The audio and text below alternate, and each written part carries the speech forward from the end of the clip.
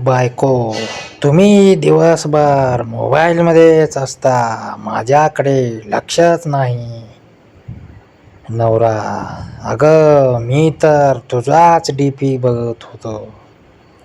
बायको, खोटं, मी तर किचनमध्ये होते, मोबाईल बेडवर होता.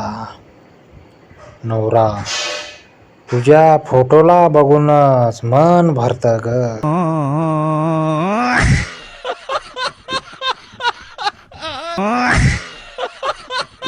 बायको, अहो आज रविवार आहे, चला कुठेतरी बाहेर जाऊ. नवरा, अगं रविवार म्हणजे आरामाचा दिवस. बायको, मग मी माहेरी जाते आराम करायला. नवरा, 5 मिनिट थांब, मी गाडी काढतो.